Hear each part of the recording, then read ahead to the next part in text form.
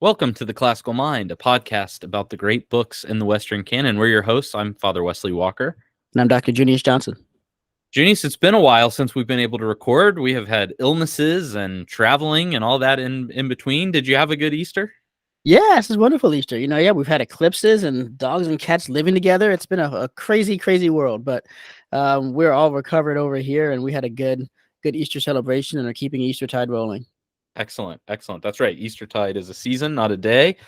So we get to party quite a bit. It's good. Well, we are here today to talk about a Jane Austen novel. And if I remember correctly, in our draft of season 2 books, this was one of my picks. And right. if I remember correctly, that feels so long ago now, but I think I picked this because I asked my wife, what's a book or two that you would think we should cover on Classical Mind? And she's like, oh, have you read Emma? And I said no. And she said, oh, you should add that. And I have given her no short amount of grief for that over the past couple weeks. So I guess we could always start by talking about kind of our experience with the text. So Junius, when did you first sort of encounter Emma? So I actually encountered it first, Heresy of Heresies, through the Gwyneth Paltrow movie that came out when I was in college. I didn't know the story before that, and so I watched the movie, really enjoyed it, and then went back and read the book afterwards. Interesting. How long, like, was it the kind of thing where you saw the movie and you were like, oh, I got to read the book, or was it a couple years or It was pretty immediate because I definitely was still in college. I kind of feel like I couldn't, even though I don't think we were assigned any Jane Austen in any of my lit classes, I didn't feel like I could graduate as an English major without having read some Austen. So I knocked out Emma first. And yeah, I think it was probably within a few months of seeing the movie. That's interesting. So this was your first Jane Austen novel. You had not read Pride and Prejudice first. That's right. Yeah. Huh. Very interesting. I wonder how that might shape one's approach to the text if it's their first Jane Austen read versus having already read Pride and Prejudice. I would imagine that you're sort of an exception here, that most people would have read Pride and Prejudice first. That's certainly my experience. I read it in high school and enjoyed Pride and Prejudice quite a bit, but I had not read Emma until we had to read it for this. In fact, I think we have like 2 or 3 books in a row where I had not had really any experience with them before. Which I kind of enjoy, getting to go back and pick these books up. But I will say that upon my first read, and you know this because I texted you about it, I really was not enjoying it. I was not having a good time. I finished it, and then when I watched the movie, the 2020 movie with Anya Taylor-Joy, I began to appreciate it a little more. And I guess maybe as I let it marinate a little bit more, I came around to it. And I'm not alone. There's a local pastor here in the Annapolis, Maryland area, Pastor Brett. So shout out to him. And he and I meet up for coffee every so often. And he loves to read. He's a great, voracious reader. And he started giving me a hard time for picking this book. He was like, I love all the books we've read, but this one I'm having a real tough time. Well, so I think it would be really good for you to say a bit more about what it was that you disliked about it upon first reading. Well, I think I went into this expecting Pride and Prejudice or something like Pride and Prejudice. And I think that Emma is in a different genre than Pride and Prejudice is. So Pride and Prejudice is a novel of manners. And there are certainly funny parts in the novel. You can think of like Mrs. Bennet and the way her and Mr. Bennet relate to each other. They are funny. But overall, I wouldn't necessarily call Pride and Prejudice a comedy. Whereas Emma is a comedy of manners, so it is explicitly supposed to be a funny book. It is a satirical exploration to critique social conventions, especially those of kind of the high society, the aristocracy of Austen's time. And this genre goes back. I mean, this is a quite common genre. Oscar Wilde's Importance of Being Earnest, for example, is a comedy of manners, kind of mocking Victorian double standards regarding sexuality. And so what Austen is doing in this novel, and this helped me appreciate it when I realized this, is that there was a genre that had arisen kind of in her day called sentimental novels, which were sappy. They were also called novels of sensibility. they were designed almost purely to elicit an emotional response. I mean, this is kind of romanticism, right? You know, a purely emotional response. And in fact, one of our prior authors has a novel that was kind of an important work in this genre, and it might be someone who's kind of unexpected. Any guess who contributed to the novel of sensibility genre that we've read in this season? No. Jean-Jacques Rousseau's New Heloise Right. is Oh my considered God. a very important work. I have not read that. So then Emma is kind of a reaction to it, to that genre, that kind of sentimentality, emotionalism. And it's very clearly, I think, a comedy of manners. Once you realize that's what she's doing, it makes a lot of sense. Like Emma's privilege, making her blind to her friend Harriet's real needs and situation. Her privilege makes her unable to finish anything. We can also see it in her father's hypochondria and her need to be a matchmaker. All the result of sort of having nothing really to do of any value. We can see it in the way Frank Churchill goes all the way to London to get a haircut. You know, it's kind of a excessive, decadent thing. And so Austen is kind of poking fun at that privilege, and also I think critiquing class disparity, right? I mean, the way that Emma sees all these people of lower class than her is like, you know, purely to relate to them as charity cases so that she can feel better rather than seeing them as people. Her disapproval of Mr. Martin, who is a tenant farmer. So her problem with him isn't that he's poor, it's that he's middle class, you know. He has to work for his money. So he's not low enough for her charity, but he's not high enough for her acquaintance, she says. Yeah, that's right. So you get a lot of these kind of things going on. So once you become aware that that's what's going on in the text, hopefully that makes it more enjoyable. And I think it also helps with the characters. I think Pride and Prejudice, the characters are more real. And in this novel, the characters are satire almost. You know, they are caricatures. So it's like watching The Office is funny because you can kind of connect characters to real people, but you know, like there are no real people like Dwight Schrute working in an office in America, really, in most places. If only it were true. Do what? If only it were true. Right. There are no bosses who are maximally Michael Scott, even though there might be bosses that have aspects of them. So I think that's the difference, right? Is that, you know, Emma's not a real person. I think she's a caricature of a kind of person. You know, it's funny. I've always thought this novel incredibly funny, and I felt that. I remember when I picked it up again for this time around, because I did reread it. It was two things struck me right away, and they were related. The first thing was I was reminded how incredibly great a master of her language Jane Austen is. You know, the sentences just roll with a kind of inexorability that is just fantastic. And then the way that she deploys that to paint Emma and those around her in tones of either understatement or contrariety or even hyperbole is really quite amazing. So here's an example just from the first chapter. I'll just read a little bit of this. Let's see. The real evils, indeed, of Emma's situation were the power of having rather too much her own way and a disposition to think a little too well of herself. These were the disadvantages which threatened alloy to her many enjoyments. It's a really masterful thing, right? You expect these evils to be proper evils, and she uses all the language of evils and disadvantages that you would expect of serious defects in either character or situation.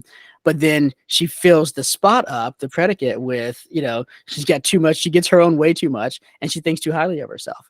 And it sets the stage wonderfully for our understanding the impending disaster that's coming that, you know, fortunately doesn't actually ensue. But Emma ought to have wrecked half a dozen lives over the course of this story. And it's only by the, you know, events that are entirely outside of her doing or machinations at all that doesn't wind up being the case. That's right. She's sort of saved by the bell. Yeah. In some ways. Yeah. So perhaps, I guess. Oh, go ahead. Go ahead. Well, one of the things on this notion of sentimental novels, the novel mentioned in the novel is The Mysteries of Udolpho, which by Anne Radcliffe, who was one of the great Gothic novel writers, and of whom our next author, Sir Walter Scott, was also who partook of that as well. The Bride of Lammermoor is a wonderful Gothic novel that Walter Scott wrote. And the Gothic novel was the other genre of pulp fiction of the day, as it were, the other really popular. So you had these novels of sensibility and romance and whatnot. On the other hand, you had these Gothic novels. And it's interesting that, the connection between, typically you would think of the guys reading the Gothic novels more and the girls reading the sensational novels. And so the way that sorry, she mentioned Mysteries of Udolpho. She mentioned the other one, the forest one. What was it called? I don't recall. Well, anyway, it's another Anne Radcliffe novel. That's a bit at play here as well.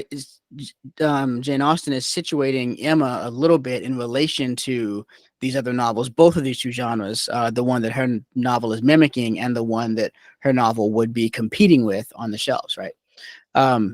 And I think another part of what's challenging about coming to Emma is that the title doesn't help you very much, right? That's true. Because with Pride and Prejudice or Sense and Sensibility, you kind of know what you're in for right at the beginning, and you kind of get this theme all the way from the very beginning of the novel. Okay, so are you Pride or are you Prejudice, right? And you can kind of read the characters along that way. With Emma, all you know is pay attention to this one character, and she's painted in terms that make her seem like a victim, when in fact the thing she's a victim of is her own bad character. Frankly, I won't say evil character, that's too strong. No. But her own bad character, right? And her own willingness to feel that she ought to have power over the lives of others, which is externally reinforced by the fact that she's the most important person around, right? Everyone in the village has to look up to Emma. She's the great lady, sort of dominating this whole thing in the if you were in the Catholic de Bourgh type position for the town of Highbury. And so there's a kind of a twisted noblesse oblige that drives Emma, interpreted not by what's actually good for those under her, but by what will let her feel good about the way that she cares for those under her, as it were. So for this reason, would you say that Emma's flaw is pride? I mean, is that what we're looking at then? Yeah, I think that's right. Well, actually, I kind of feel like she has both of the P's. She's got Pride and Prejudice. They both get united in her. And I think the fact that prejudice might actually help to mitigate some of her pride, right? Her pride is not as thoroughly destructive as you might think, in part because her prejudice keeps her from being really ruthless about applying it. There are a whole class of people who are below her level of notice. And then there's also just whole situations that she feels, well, that's nothing to do with me. And so I can safely ignore that, right? Yeah, that makes sense. I think in some ways her pride is tied to a system of class, right? So I think in our world, because we have sort of a radical individualism, pride is often anchored purely in a misestimation of the self. I have all these abilities, I have all this charisma, I have whatever that I need. Emma's pride does seem to come from the fact that she is of a high class, which is still pride. It's just not. I think the foundation of that pride is in something kind of almost higher than herself. And so, yeah, there are certain decorums she still has to follow because of that. So she's not, perhaps, like you said, she's not evil in that regard. Even though she does make some pretty unwise and cruel at times. Yeah, I think cruel is good. And at the same time, I mean, yes to everything you're saying. And yet there is also another source of her pride. There's more than one source, right? The other source is the fact that she's so accomplished. She's proud of her accomplishments, and she feels that it's incumbent upon her to put her abilities and skills to use for the good of the people around her. And so it makes her prone to play the matchmaker and to adopt lost puppies. I mean, young girls and that sort of a thing in order to, and from her perspective, you can see how what she's doing for Jane is this incredibly kind and helpful, showing her the ropes and sort of, overcoming the disadvantages of not knowing who her parents are and this sort of a thing. But at the end of the day, it's quite destructive because she doesn't really understand what real relationships and real people are like. That's true. I suppose my impression of Emma from the book is that she is not necessarily accomplished, that she has a pretense to accomplishment because everyone around her is sort of, except for Mr. Knightley, is sort of a yes man. Yes. So her paintings, these paintings are great. She even says the best paintings are the ones that she hasn't done as much work on because there's still the most potential in them, right? And so everybody is so excited, when she does something, but it's really that they're paying homage to her office or class more than they are really to anything specific she actually does. Mm-hmm. And so she thinks she's accomplished. And I think this is one of Mr. Knightley's critiques of her kind of early on is like, well, you think that you've done so well, but like you haven't really done a whole lot of real substance. Yeah. Yeah. Even the things you're giving yourself credit for, those things happen on their own. Like you're not responsible for the wedding that they just kind of got together on their own. Right. And she's like, oh no, like, I did this thing. It's not so much. I said Jane earlier. I meant Harriet, of course. That's right. That's right. Adopts. Yeah.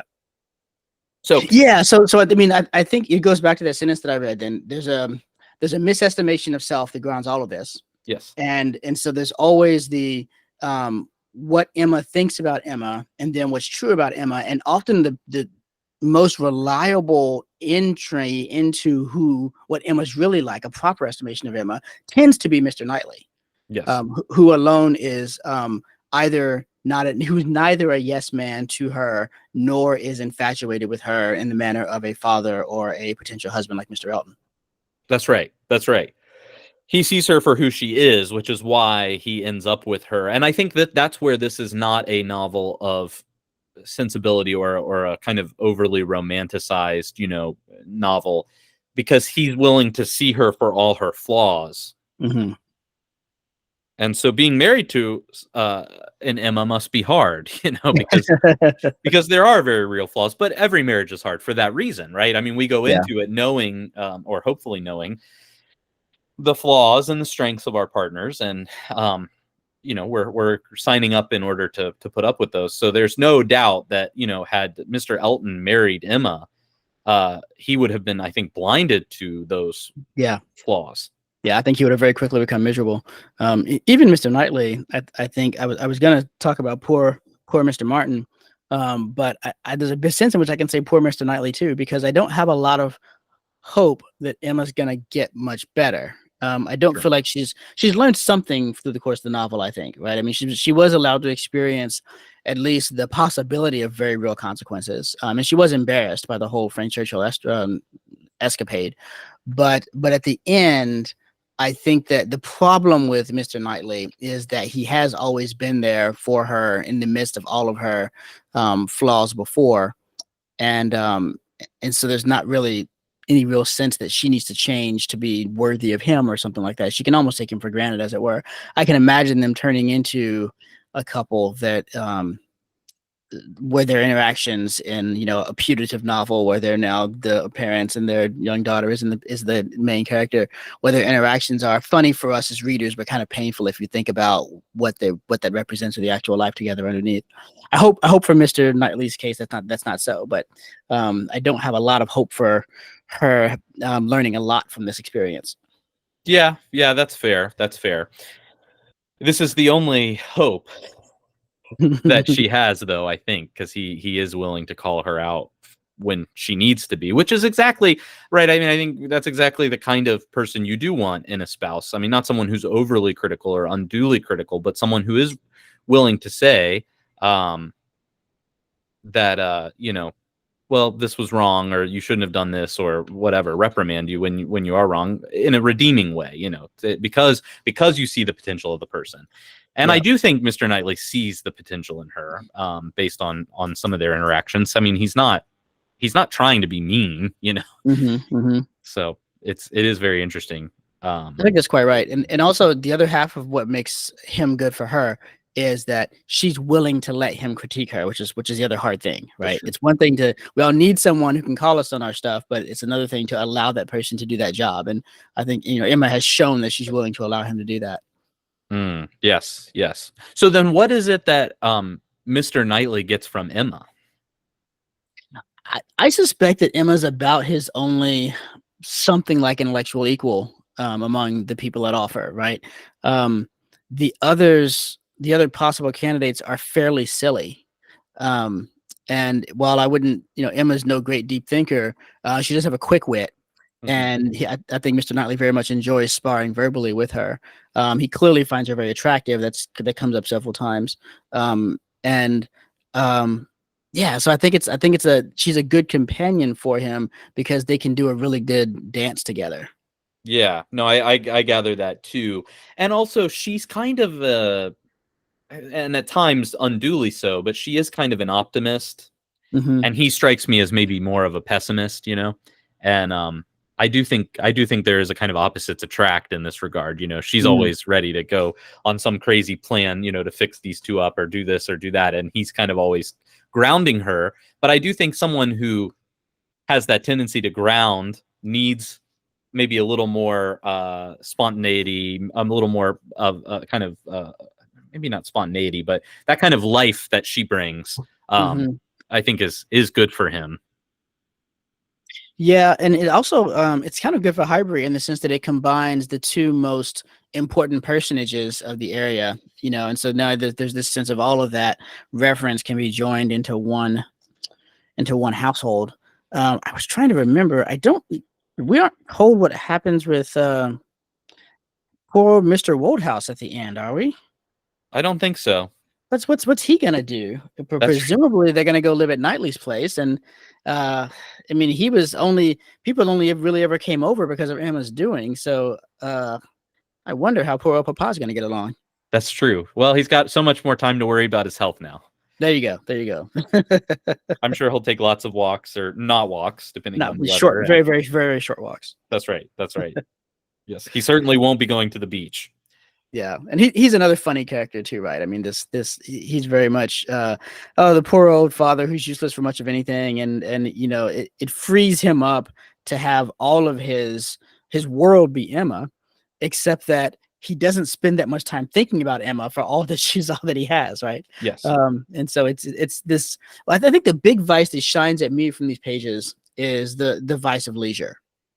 Right, they have nothing. They need do nothing because their income is guaranteed from the land and the work that essentially the folks in the town are supplying the wealth of the higher class through their own labor, and they also don't have any meaningful employ to spend their time about, and so they can truly do whatever they want. And Emma's frankly super bored at the beginning of this thing, and that's what's causing her to meddle in everyone's lives. And it's the same thing with her father. He doesn't have anything to do. And he's not the kind of person who's going to gather a lot of society around himself or whatever. So he just sort of sits around all day. Yeah, no, I think that's exactly right. Leisure is well, and it's that combination, I think, of things too, right? It's not only that they have the opportunity for leisure; it's that their privilege makes that leisure, boring. So Emma could be a good musician, but she just doesn't. I mean, it's like she doesn't put the effort into anything because why would she need to? So she lacks certain. I guess she lacks maybe another flaw is she lacks fortitude. And I think that's related to the class thing as well, because my sense of at least the way these things get painted in these novels, I'm not sure how historically accurate it is, but the way that the upper class gets painted is that it is encouraged that a lady be accomplished, but it is not encouraged that she be especially good at anything, right? You don't want to become a virtuoso musician. You want to be a competent musician.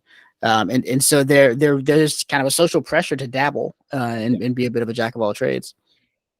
Yeah. I suppose this is an extension of like a Renaissance man or a well-rounded person. But the problem with Emma is she gets super jealous of people who are good at something. Like she's not crazy about Jane Fairfax being such a great musician, you know. Yeah. Turns out she's quite right to be concerned about Jane Fairfax. Well, that's true. That's true. It's not all unduly concerned, but still, you know, you do get the feeling she's jealous of her ability to play. When she does the picture of Harriet, I mean, she is really looking for, I think, praise, and it's passable. I mean, it's not that it's bad. It's just not great. Yeah, that's right. Only the eyes of love could see it as more than average. That's right. That's right. Yes. Now, can we talk about the elephant in the room? Which one? You are, if I understand correctly, in fact, a priest in the Anglican tradition. Yes. So you're as close to Mr. Elton as we got here. Yes. So, you know, why don't you talk to us a little bit from that perspective? Absolutely. So it's very interesting, isn't it? The way Mr. Elton and really Jane Austen can be fairly critical of Anglican clergy, I think, in all of her novels. You think about I forgot his name in Pride and Prejudice, but the priest in Pride and Prejudice is also so silly. He's silly, right? He's silly, and I think in many ways she's picking up on one of the great problems with the Anglican tradition, and I don't want to get into it too much, but Anglicanism is, you know, a state church, and it was created, I think, as a way of maintaining, you know, state control over the religion of England, and what comes with that, sort of the disadvantage that comes with that, is that you get a lot of cultural Christianity, but not necessarily real Christianity. And so I think this is what Jane Austen's doing. She was a very religious person. It's not that she's anti-religion. In fact, quite the opposite, right? So you get these vicars of cures that were basically paid for, right? So the you know, you get a house, you get a stipend that is, you know, pretty sizable. Being a clergy in this era was sort of a social status thing. Yeah. So, and that's an important thing that I think is a really important aspect of all of these priest characters you're talking about, is that they are they're trying to find a position in society where everyone else has a hereditary position because of their nobility, and these priests don't have that, but they've been grafted in. Yes, which makes Emma's critique of the tenant farmers interesting in light of the fact that she does accept Mr. Elton socially.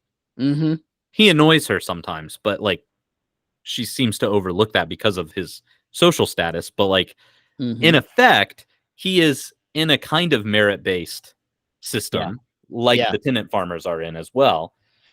The only difference is he's picked, you know, a fair and there's a lot going on there politically and economically. You know, I mean, a wealthy family would often send their second son into the church, and this goes back before England. This is, I mean, even medieval Catholicism, right? The priests were often, or bishops were often, second sons of wealthy families. They just didn't know what else to do with them. And I think it took off some of the pressure. You know, you send your kid to the church and maybe he won't assassinate his older brother so that he can take the estate. But no, Mr. Elton poses a couple problems throughout the novel, in my opinion, which is that he is a social climber. And so he sees his singleness as a way to acquire even more status. Yes. And so Mr. Knightley even mentions as much, that he's not going to settle for someone who's of a lower class because he sees this as an opportunity to move up a rung in the social ladder.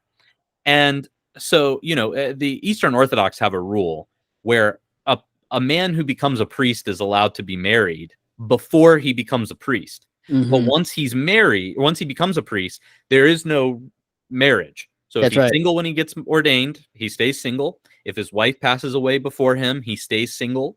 There's no dating allowed. There's no marriage allowed once you become a priest. And I do think Mr. Elton's a great cautionary tale about why this should be the case. Not only is there the fact that he's dating or trying to date a parishioner of his, which, you know, they wouldn't have called him father because they were still in a very Protestant phase in England, but still there's a kind of almost spiritually incestuous thing about that, right? Going after a woman in your parish who you are her spiritual father.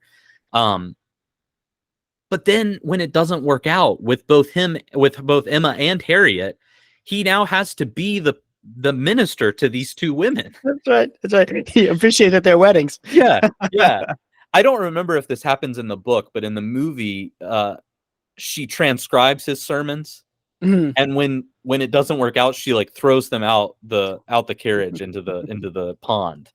And it's like, well, that just shouldn't be how you're relating to your minister.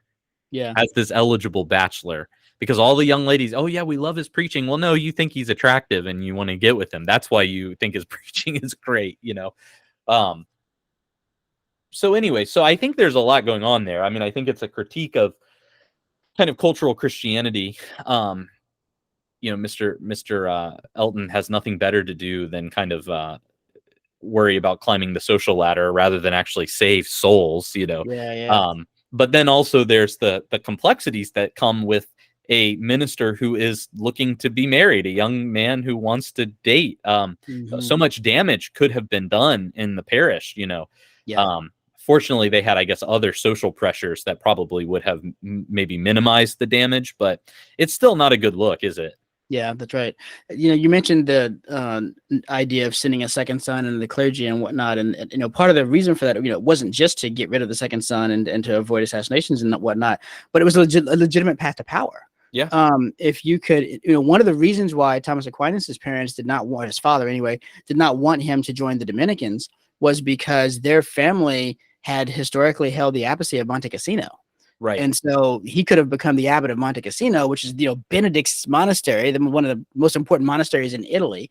And that was a significant point of power for the family. But if Aquinas was not to do so, then it would pass out of the Aquinas family to someone else. And so there's this funny thing when you start doing your ladders of feudalism in the Middle Ages, where technically the ecclesiastical officials shouldn't be on the ladder of feudalism. There should be or at the very least, there should be a parallel separate ladder where the Duke owes fealty to the king, but the Archbishop owes fealty to the Pope, and that's kind of where it should stop. But that gets really muddy very early on, especially from the times of Charlemagne forward, where you've got popes who are subjects of the emperors and yet Pope. And then you get these treatises where there's this question of, well, you have to obey imperial command because you are an imperial subject. Well, no, I don't, because I'm a spiritual authority over and so he should obey my commands and whatnot. And so that what that bequeaths to England, even at this late date in time, is this sense of honorific about the clergy, that being a clergyman is a way. There's a parallel social ladder, but also it's interwoven with the main social ladder. And so it does make a parish priest who has really nothing more to recommend him over the tenant farmer actually worthy of being included in the gatherings of the social elites where the tenant farmer would not be. Yeah. Yeah. And it's further complicated, I think, by the relationship between church and state in England at this time, right? So like you say, there's this separate ladder, right? Lord to king. But in England, church and state get collapsed. Yeah. So now ministers are in some ways agents of the state. That's right. The king's the head of the church. That's right. King's the head of the church. So there's that, I think, further obscures what the ministry is actually supposed to be about, because you do get it tangled up. And it's not until the Oxford movement, of which I am a great fan, and our bishops are recipients, our modern bishops are recipients of much of that movement, where, some of the priests in England were like, hey, wait a second. We're supposed to do so much more than just be, agents of the state and go along with whatever Parliament tells us to do. We're the church, we have our own kind of charism and our own vocation. And it's not just to support the state apparatus. If anything, the opposite, the state apparatus should be supporting us. And so, you run into all these kind of fault lines in Mr. Elton, who is over the course of the novel becomes really quite insufferable and unlikable, in my opinion. Yeah, and like the least important thing about his identity in the book is that he's a priest. Yeah, right? Like everything else about him is more important than that. Yeah. Yeah. Yes. Very, very Victorian English priest at that. Yes. He's ineffectual, I think is the word I would use to describe him Yeah. overall. Or even impotent, in terms of his ministry, and but also that bleeds into then his personal life, where he can't even really make his intentions clear. Yeah. This is the last bit of the novel touches a bit upon this, right? It's the last two paragraphs. The result of this distress, the poultry thieving, was that with a much more voluntary, cheerful consent than his daughter had ever presumed to hope for at the moment, she was able to fix her wedding day. And Mr. Elton was called on within a month from the marriage of Mr. and Mrs. Robert Martin to join the hands of Mr. Knightley and Miss Woodhouse. The wedding was very much like other weddings, where the parties have no taste for finery and parade. And Mrs. Elton, from the particulars detailed by her husband, thought it all extremely shabby and very inferior to her own. Very little white satin, very few lace veils, a most pitiful business. Selina would stare when she heard of it. But in spite of these deficiencies, the wishes, hopes, the confidence, the predictions of the small band of true friends who witnessed the ceremony were fully answered in the perfect happiness of the union. Mm. Right? And it's even though it's ending on a they live happily ever after. Before that, you get the yes. So Mr. Elton's going to come and marry the woman he wanted to marry to someone else, and the wedding. What can I say about the wedding? It was a wedding, Which is very much the temperature of Anglicanism in that day, right? It was Right. it was boring, Yeah. and kind of intentionally so, because if the church is an arm of the state, you Mhm. don't want to upset things. Yeah. You want to be very moderate. So Yeah. you read the 39 Articles of the Church of England, and they have to carve out a space so that we're not Roman Catholic, we're not Anabaptists, but they Mhm. basically allow everything in between. That's right. So they're not really a theological document, they're a political compromise document. Yes. And so everything about public worship in England was that, oh, well, we want to be historical and traditional, but we want to make sure that we're not, too Catholic. We don't want to rock the boat. It's So, fascinating to me that Mr. Knightley doesn't surprise me at all, but that Emma has no taste, I think, not in the sense of discerning palate, but interest in all the fineries and whatnot that would make a wedding that would be impressive to folks, right? I mean, yeah. it's a small number of people. It's a business-like affair. We're getting this thing done. My goal is to marry Mr. Knightley, not to put on a show. And so it shows the distinction between her and the eventual Mrs. Elton. And I think it also shows that Mr. Elton wound up with the right woman for him, because Mm. Mr. Elton, I think, does care very much about those sorts of things, and he would want his wedding to have been talked about for, years to come and that sort of thing. I'm going to have stickers made based on what you just said. Anglicanism, it's a business matter. But no, I think you're right. He's a climber. He's got aspirations. He's very vain, and so he marries someone who certainly reflects that. Maybe at times is too much. Like Mr. Knightley says, Emma did pick better for him than he did for his own self. But Right. that's what Yeah. happens when Well, you're blinded by ambition and the desire to social climb. yeah. Well, I like to say something about the happy couple then. The one couple that I can unreservedly say is happy in the story, which is Harriet and Mr. Martin.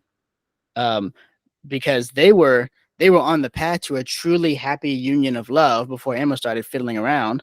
And Mhm. poor Mr. Martin, it must have been so blindsided, right? Like things were going so well, and she'd spent the summer with them, and she liked his family and all this other kind of stuff. And then all of a sudden, just out of the blue, total shutdown, right?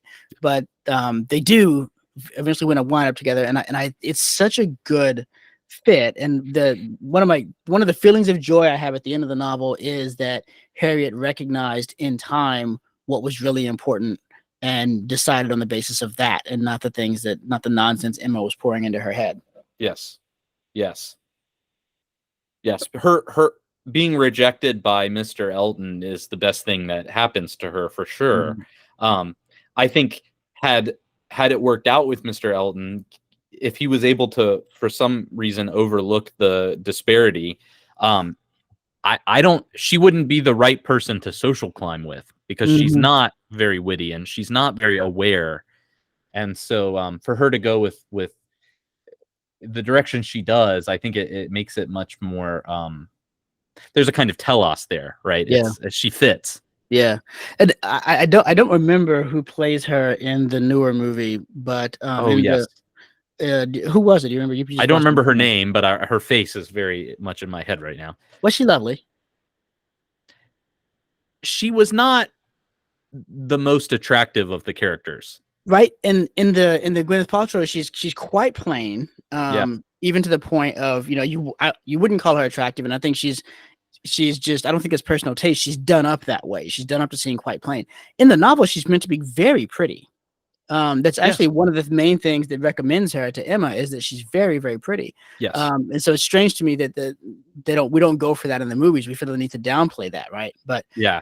that was kind of her chief advantage, was that she was very pretty and possibly of a good class. Although Mr. Nutley calls it out, like, all logic is that she would not be, or that if she were, it's no advantage to her, that she's probably a bastard at best, right? And doesn't her father end up being sort of a merchant middle class type? Yeah, that's Yeah. right. So Yeah, she's the exact class that Emma says she doesn't have any real charity for, that's and right. isn't high enough to be her acquaintance. Yeah, that's right. Neither low enough nor high enough to be in Emma's regard there. That's right. And so she's, you know, when Emma sees her, she sees the pretty face, and she thinks, what she sees is she sees a lump of clay, right? This is Emma. Oh, this is a good connection. Emma's Pygmalion, right? So, so she wants to mold this person, and so she sees beautiful raw material that she could shape up into someone that she would be excited to go around telling everybody, look at all the good that I did for Harriet, who was a nobody, and I made her somebody and found her a good match and secured her a place in society and all this other sort of thing. She doesn't actually see the girl. And I think that's really central to her ability to so consistently choose contrary to Harriet's actual good. Yeah. No, I think you're exactly right. For Emma, it's kind of a tabula rasa. That's how she sees her. Yeah. And that's kind Yeah. of how she is. I mean, she is impressionable, you know? Yeah. She soaks it all up, you know, Yeah. and she doesn't want to do, she goes to Emma to ask, what should I do? And Mr. Martin proposes, and Emma's like, oh, I would never want to tell you what to do, but surely you're not thinking of accepting. Right. Right. Yeah. Yeah, I'm not. Yeah, I won't influence the decision, but I'm also making my disapproval very obvious. Yeah. Yeah. And I think it's important too, you know, it's because if Emma's whole world runs on appearance, and so she has to get the appearances right, because if she doesn't, the cataclysm that awaits her if she doesn't get the appearance right is that she'll have to admit what a silly thing she is at the end of the day, right? She'll have to see herself truly, and for that reason, all of these things, it's not just a dance, it's not just a rhetorical trick, this is actually, you know, life and death self-preservation for her. And that's what Mr. Knightley is able to do, is to break through and show her just how far from who she thinks she really is. And that's the foundation upon which a real change can be established. I wonder, there's a character in the novel who I think plays a big part, but she's not talked about very much, and it's Emma's mother.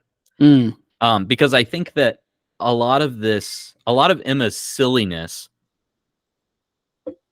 could have been fixed with having a mother tell her, no, you don't do that. Yeah. Or explaining the whys, you know, well, this is why we help people, or this is why we have relationships with these people, you know. But not having that influence in her life, she is sort of an what you might imagine an undisciplined, rich girl turns out to be. She's spoiled, she's self-centered, she sees everyone sort of for her use, which is then why Mr. Knightley is so necessary for her, because he does in some ways act like a parent with her. Yeah. Not in like weird or inappropriate ways, but just in that he's willing to say, like, no, don't do that, or that's silly, or you're wrong. And she does need that. She really needs that. But not having that mother figure, I think, is huge. It's said pretty early on, and then it's not really talked about much throughout the book. But I gathered that there was a kind of longing or a kind of hole in Emma, you know, that really was caused by the loss of her mother. I think you're right, because Mrs. Churchill, she was filling that gap, and Yes. she was a governess, and so she's doing the motherly things.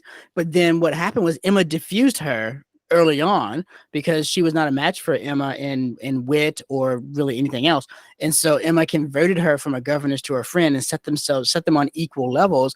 But even so, the loss that frames all the action of the story, which is losing her governess to marriage, tragedy, is evidence, I think, that even though she had brought the governess down to her level, there was still a sense of, but she's filling this role of this advisor that I need to have filled in my life.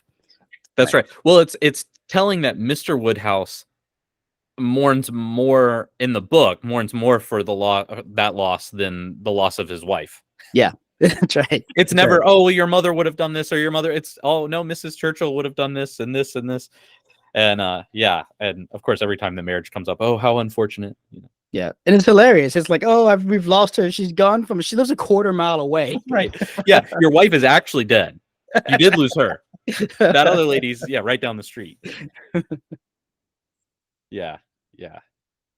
But I do think the appearance, the novel certainly plays with appearances in some pretty interesting ways. What seems obvious is never quite the case. There's that kind of anticipation she has for Mr. Churchill. It would sort of, on the surface, make sense, right, for them to get together. And of course, it doesn't work out, and he ends up going in a completely different direction. And Harriet, she looks the part, but she's not really very intelligent. She's not a very strong person in terms of her personality. And so it always is kind of cutting against what things might look like. That's right. Sometimes in very predictable ways. I don't know about you. Well, I guess you watched the novel or watched the movie. I was able to figure out pretty early that Mr. Elton was actually in love with Emma. Yeah, I can't replicate what that would have been like, but as I was reading it this time, and it had been a long time since I read it, I was like, oh my gosh, like it's really funny because the author, the narrator, is very careful to frame these things as this made Emma think that, but always to place that distance there between Emma's perception and what was likely really going on. Yes. So when it's finally revealed, I was like, well, yeah, I mean. Yeah, and I think that's fantastic writing, right? It is. It seems like everybody else knew it too, right? Only Emma's in the dark about this. It's really good. It does. These are things that came out in the movie that helped me better appreciate it, because it was like, as I was putting those pieces together, I just thought, oh, well, this is kind of predictable. But when I saw the movie, and it is like, oh yeah, he's making these clear overtures to her, and she's just not even seeing it. Yeah, she's so single-minded. We need to talk about the other really, really important moment in the novel, and that's when Harriet fixes her affections on Mr. Knightley. And it's important for plot reasons and blah, blah, blah. But there's a deeper reason why it's important, and that is Harriet is complete in that moment. Emma's work is done because she has made Harriet into a perfect mirror of herself. And so, of course, Harriet is going to fall in love with Mr. Knightley because that's the one Emma's supposed to be falling in love with. Everything about her is geared towards him, and she hasn't seen it because of various reasons. But Harriet's falling in love with him is both the revelation, just the jealousy thing that enables you to realize, wait, I want that person for myself. But deeper than that, this sense of I've shaped her to think like me, and that's naturally led her to fall in love with Mr. Knightley. Yeah, she's got a mini me. Yeah. Yeah. And it shows that Harriet really is pliable, I think. She is impressionable. And she narrowly escapes. I mean, I shudder to think what her life would have been like if Emma had been successful in pairing her off with anybody. Right. In Mr. Martin, she has someone who is not going to try to shape her. And so she'll actually be free to be who she is, who happens to be the person he also loves. Yeah.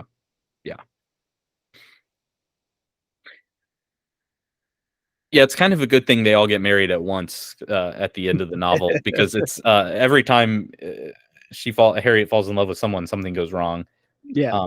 In some ways, she's almost too. I think she functions as kind of almost a scapegoat for Emma. I mean, she really gets the raw end of the deal so many of these times, and of course Emma's sad about it, but it's like I think it further highlights that in Emma's mind, she is sort of expendable, um, or at least at the beginning she is. But I do feel bad for Harriet just because Yeah, she does get the short end of the stick so much of the book. that's right. Well, and that leads me to maybe the biggest complaint I had about the novel, and for the most part, I'm not complaining. I think it's delightful. I love reading Jane Austen's prose, and I think it's funny as all get out. But this one thing bothers me. It's clearly a critique of this noble class Mm. and of these types of behaviors, and it's a critique of what Emma herself is doing throughout the entire novel.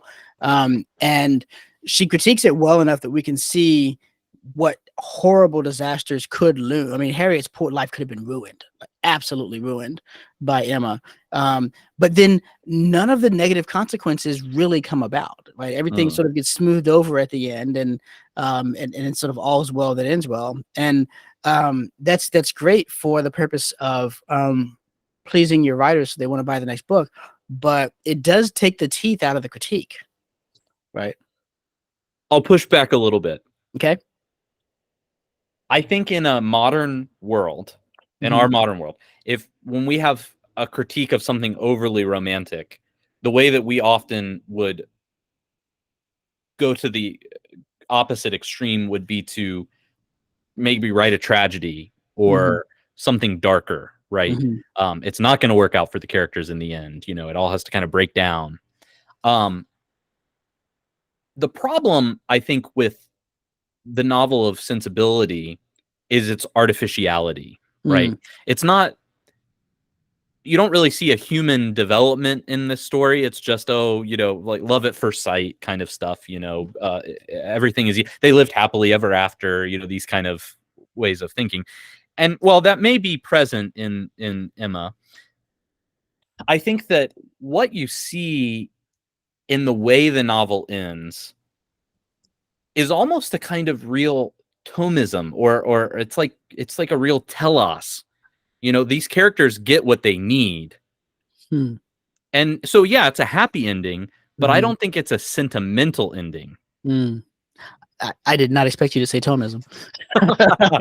Yes, I wasn't expecting to talk about Thomism in this episode. You surprised me there. But I do think there is a real unfolding. Emma doesn't just get with the person that makes her happy or that she sees as beautiful or, that matches the part or looks the part. She's with the person she needs to be with in order for her happiness as a whole. Harriet is the same way. She's with Mr. Elton. She's just she'll become a social climber. She's pliable, but she's with a man who really loves her and appreciates her. Mr. Elton, I suppose, maybe we could read his as karma more than anything, but still, I think there really is a suitability though, because fulfillment. They both have an eye to social status things, and they're both going to continue trying to improve their situation in the tiny ways they can, if nothing else, by criticizing other people. And they're going to feel criticizing other people will make them feel better about themselves. That's right. Yeah. So I do think that there's something deeper going on than just the sentimentality of that was common in some of those other novels. Like, I think in those other novels, the characters would fall in love because they're beautiful and they, there was that instant spark, but it takes Emma and Mr. Knightley a while. And that's good. Yeah. And so to borrow a line from Tolkien's rendering of the Volsung saga, fate is strong to find its ending. I like that. Fate is strong to find its ending. Yeah, I suppose I was just thinking of from the direction of, if I were a person, a young lady of the time with proclivities, with Emma's disadvantages, would I really be dissuaded from acting in Emma's way by the novel? I don't know that I would. Well, I mean, I suppose it all depends on how greatly I felt the embarrassment of her lows, right? Because she does have to eat crow a couple of times, and it's quite bad from the standpoint of the society, and of her own self-image. These deep blows for her self-image. So maybe that would be enough. And at the end of the day, it's really important that we say that Emma's not evil or wicked or cruel, really. She's not cruel because cruel requires intention. That's right. She's just she's a child with too much power who's inadvertently hurting the people around her. And so, we should pity her and love her. And part of that love is rejoicing that she comes into a situation where she can see her own mistakes corrected, and where she has the possibility. I'm going to correct myself earlier. I envisioned a dreary future for Mr. Knightley, but I forgot that the power of avoiding that lays entirely in his hands. Because what we learned from that first paragraph I read about Emma in the very first chapter is what she needs is not to have her own way. She needs a husband with a firm hand. And Mr. Knightley can certainly, and I think will certainly be that.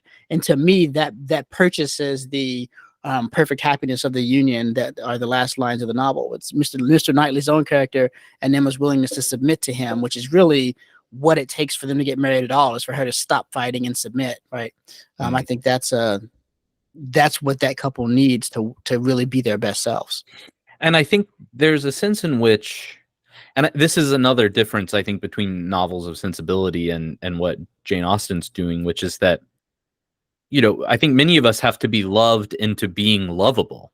And that's what Mr. Knightley is able to do, because he can see her potential. He can see her greatness, but he also can see then where she's not measuring up to that. And so he's pushing her forward into that.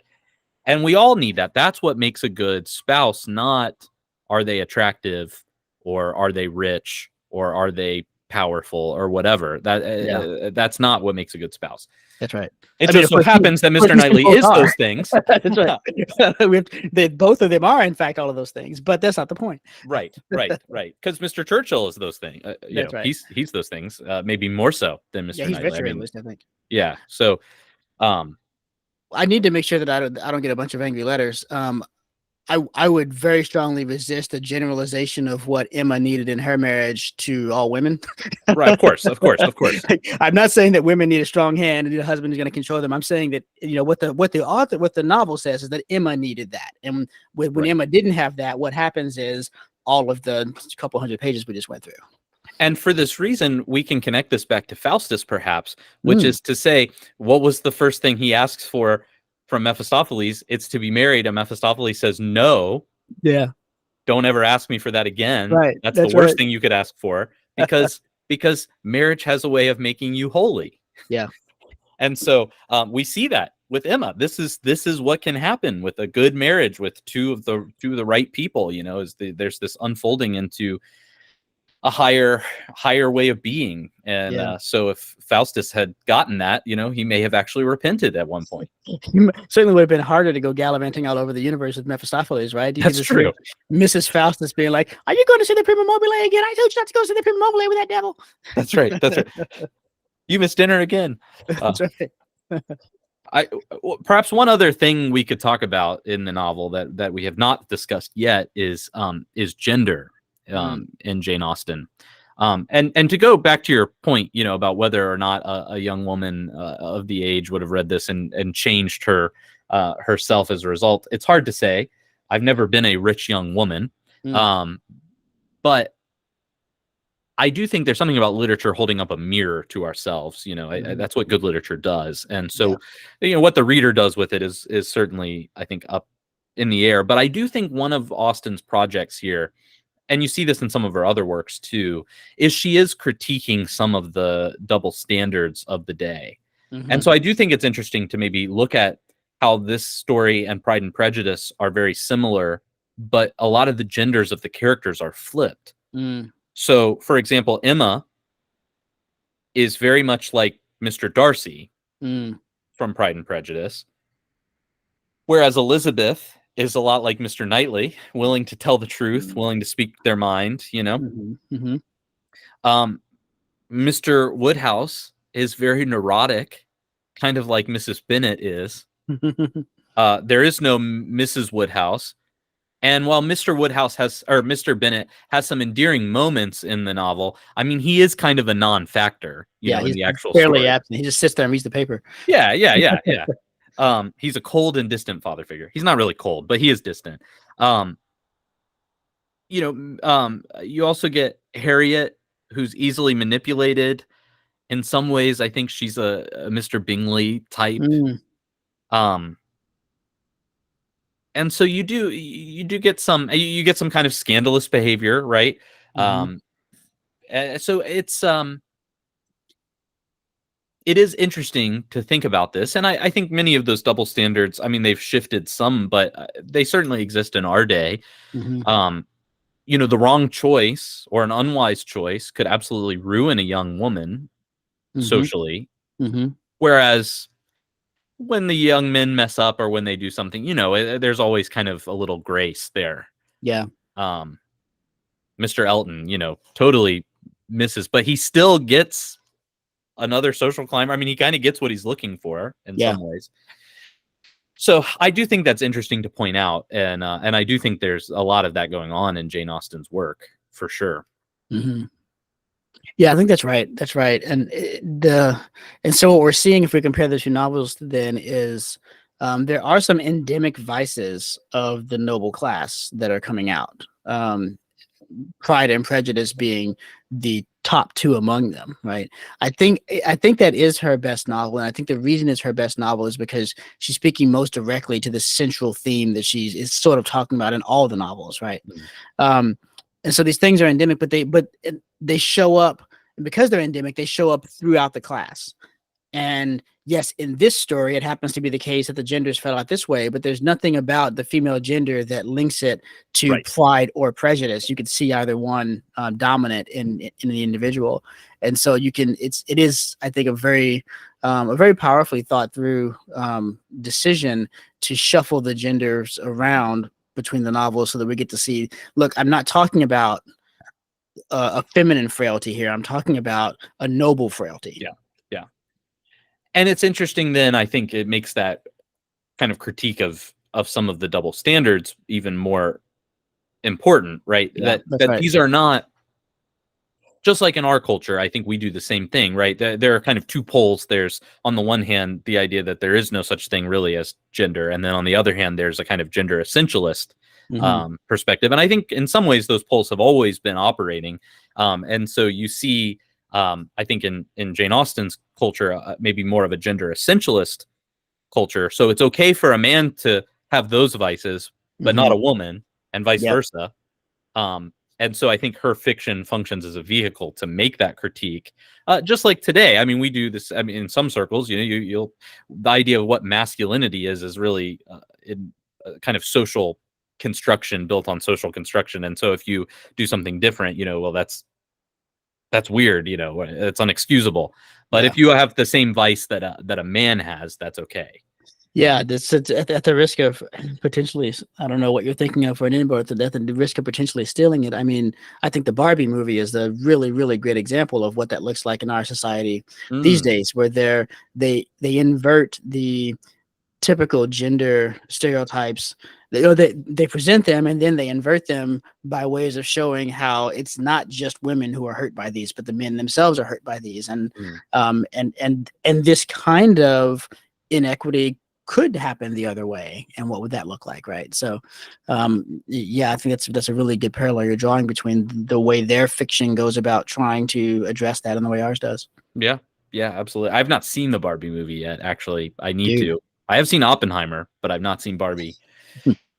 So yeah, but I think that's important. And you do always get kind of, in some cultures, the ability to poke fun, right? Carnival, the one day where everybody's allowed to kind of dress as the opposite or do things that were associated with the opposite, was sort of a healthy introspection at some of the cultural additions to masculinity and femininity. And these kind of things do not seem to be happening in Victorian England at the time Austen's writing. So her fiction becomes a vehicle to explore that a little bit. And yeah, it's very, I think, important, and adds another dimension to the story that makes it, I think, more compelling. That's a really fascinating takeaway, that Jane Austen's novels is a kind of literary carnival. There we go. Write it up. There's a journal article. So very good. Well, is there anything else in this work that we need to discuss, do you think? We've checked off everything on my list. Yeah, about mine you? too. All right. Mine too. I think the more I've sat with it, the more I've appreciated it, but I'm also happy now we get to finally move on. So let's do end notes. What do you have for end notes? Well, so my end notes are E.M. Forster. I think Howard's End is particularly nice. And I'll tell you why I'm making that connection. I hadn't read Forster when I read Austen, and I read Forster subsequently. And when I read Forster, it felt like everything that I loved about reading Austen was there. The manners and the relations and all that other sort of thing. But it doesn't, he's quite a bit later. We're coming into modernism now. It doesn't go to the happy ending necessarily. And so he's kind of Jane Austen with a dark edge. And so if you read Austen and you enjoy her, then I think that you also would enjoy Forster. He's not, it's not decadently dark in the way that modernism will turn into, where it's sort of dark for dark's sake. It's not that. It's just a bit of the things don't always end well. And to see what that might look like in similar sorts of situations, Forster's a great foil. Interesting. I've never read that. I've read his Passage to India, which is good. Also very good. Yeah. Yeah. That actually converses well with To Kill a Mockingbird, but that's a whole other episode, I think. Good. Well, mine is very boring. My end note is very boring. It's just the 2020 film with Anya Taylor-Joy. I thought she did a good job, and I think the tone of the movie was really helpful in understanding that this is a comedy. It's a satire. I think the film of Pride and Prejudice are excellent and capture the tone very well, especially the Keira Knightley one. I think did a great job. This was very different tone-wise in a good way. And Mr. Woodhouse, I forgot the guy's name, but he's in the Underworld movies as the head vampire. I don't remember his name. Oh yeah, and he's in Love Actually. It's too. Bill Nighy. Yeah. Bill Nighy. He's the father. He's Mr. Great. Woodhouse, and he's fantastic. I think he's great. The guy that plays Mr. Elton is really funny, very over the top. And it made me laugh out loud multiple times. So definitely helped me appreciate the novel better and see it kind of in the light I think that Austen wants us to see it. Yeah, wonderful.